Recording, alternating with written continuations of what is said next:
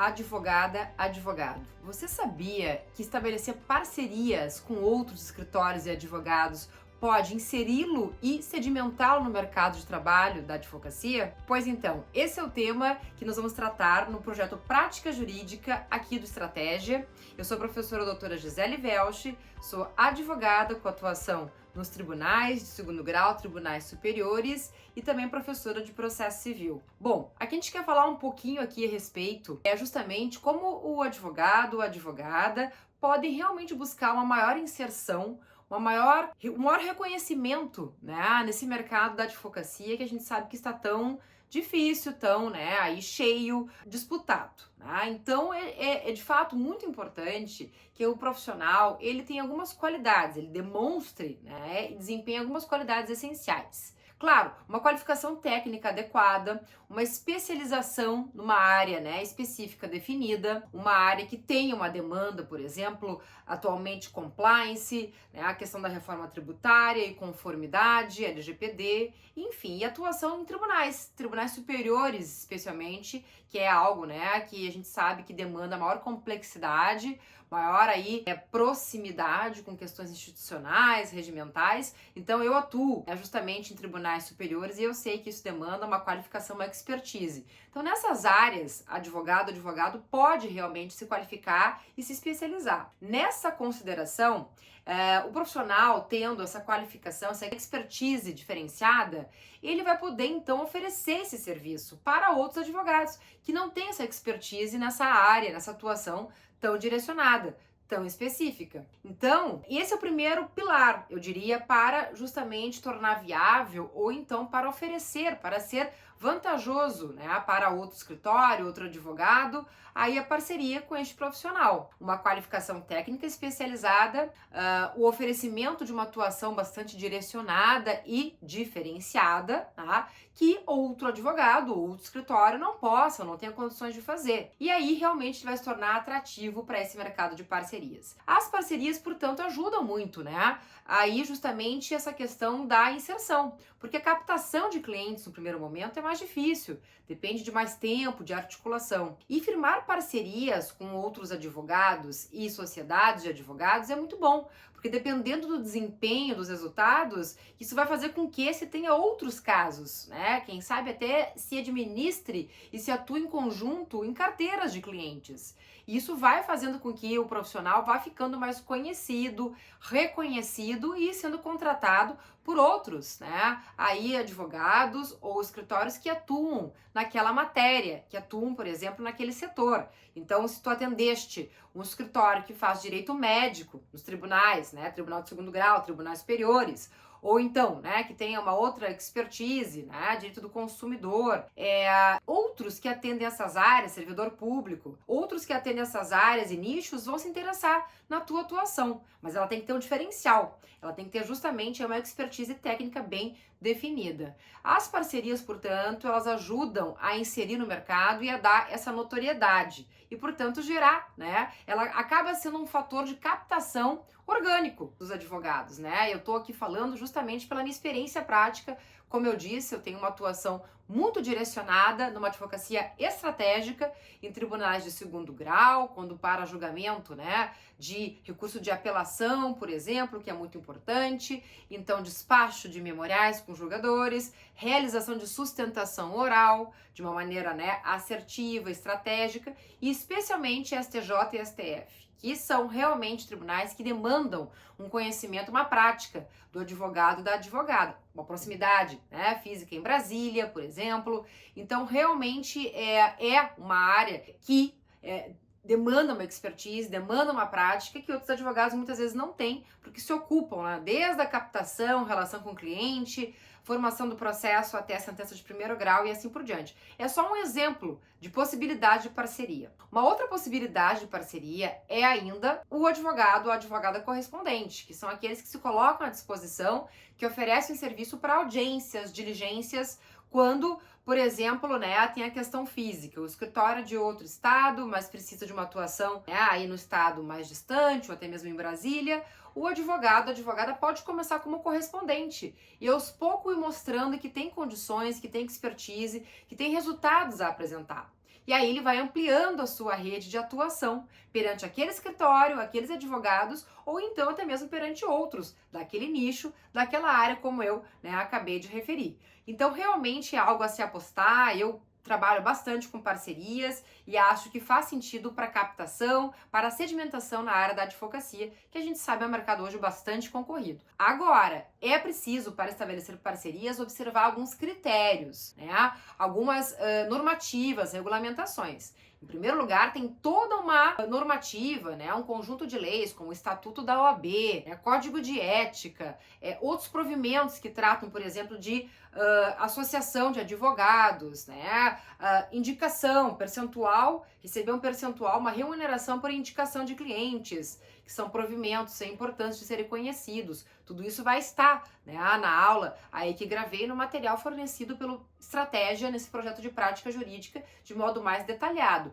Mas é preciso observar justamente um conjunto de normas, um conjunto de regras nesse sentido, para não desenvolver uma atividade que não acompanhe, né, justamente essas exigências, que não esteja em conformidade com a legislação. Um outro critério muito importante, isso serve para advogados que não atuam em parceria, mas para as parcerias, é a publicidade. Existem regras bem exigentes com relação a isso. E em tempos de redes sociais, de realmente divulgação do trabalho em redes sociais, o que é bom, que é algo importante, e aí pode trazer uma difusão do trabalho, né, do conhecimento, da expertise do profissional, justamente, tem que cuidar alguns limites. Então, vender resultados, por exemplo, com essa parceria entre o advogado X e o escritório Y, é possível potencializar em 90% a chance de êxito no STJ.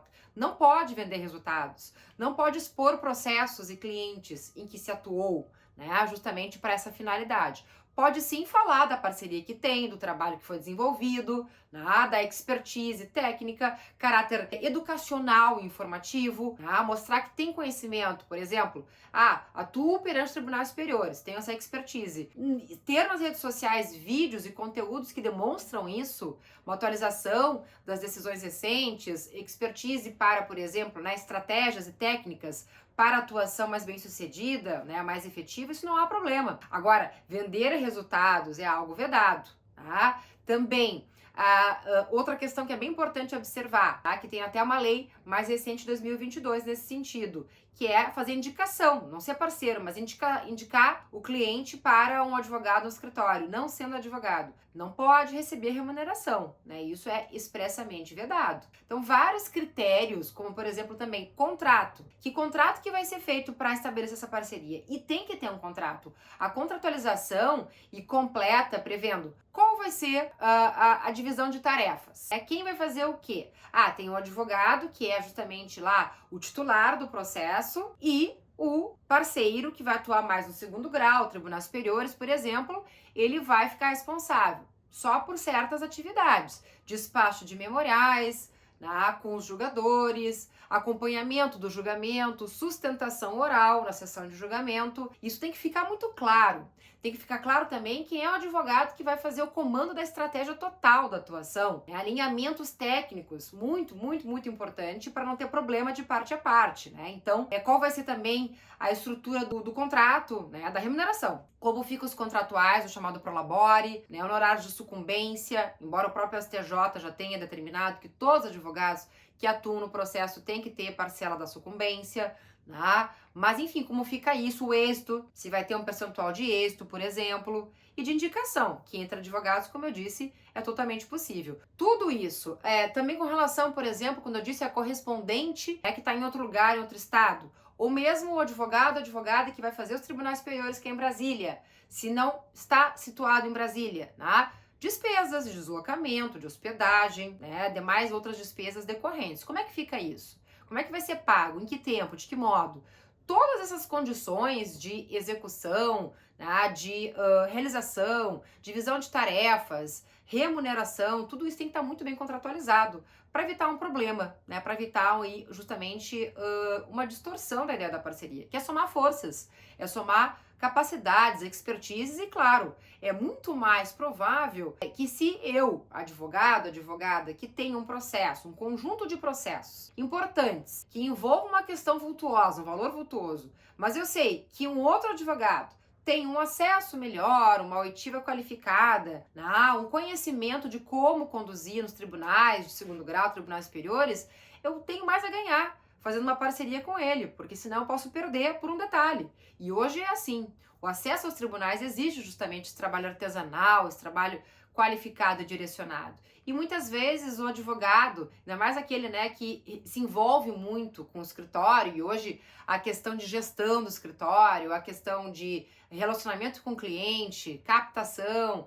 isso faz com que o advogado empresário não consiga tratar desses detalhes técnicos, né? Ou realmente não tem essa expertise, não tem essa formação acadêmica, essa formação técnica. Então, melhor, né, juntar forças, unir forças, do que realmente perder o processo que teria um bom direito para ser defendido, né? Mas muito importante atentar aos critérios, como eu já disse, as normativas com relação à atuação, à ética, à publicidade, à remuneração, né? Tudo isso tem legislação que determina. Observar a questão de LGPD, proteção de dados do cliente, confidencialidade, sigilo, ética profissionais, são questões de conformidade. Tá? Definir aí as tarefas, definir quais vão ser as atividades de cada um desses advogados, bem como o formato de remuneração, se o subestabelecimento, né, quando a gente subestabelece para outro advogado, para outra advogada, se isso vai se dar de modo, né, irrestrito, com reserva de poderes,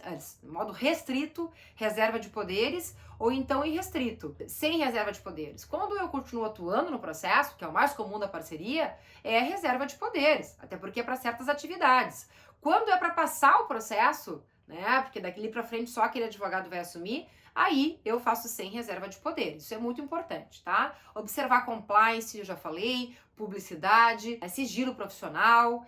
E claro, se for o caso também, demonstrar lá perante a OAB no contrato social, averbar no contrato social, mas isso, né, são situações mais isoladas. O importante é ter um contrato entre os parceiros, entre os advogados, né? Uma questão também, por último, que é mais recente, é a questão da tributação. Há um projeto de lei, inclusive, tramitando para ver justamente a regulamentação da tributação entre escritórios de advocacia, advogados que atuam em parceria, porque isso realmente pode trazer algum problema, uma bitributação, que daí o advogado que recebe do cliente, depois vai repassar para outro advogado, ter que recolher duas vezes, se tem duas PJs, uma PJ e uma PF, e assim por diante. Então, para tornar isso mais viável, para tornar isso mais, né, correto e coerente também tributariamente, tem esse projeto. A tributação é outro aspecto que tem que ser analisado. O cliente pediu nota fiscal, como é que funciona isso, no regime, tá, do escritório de advocacia. E uma questão vinculada a isso que é extremamente relevante, vinculada à ética profissional. É importante que o cliente que otorgou uma procuração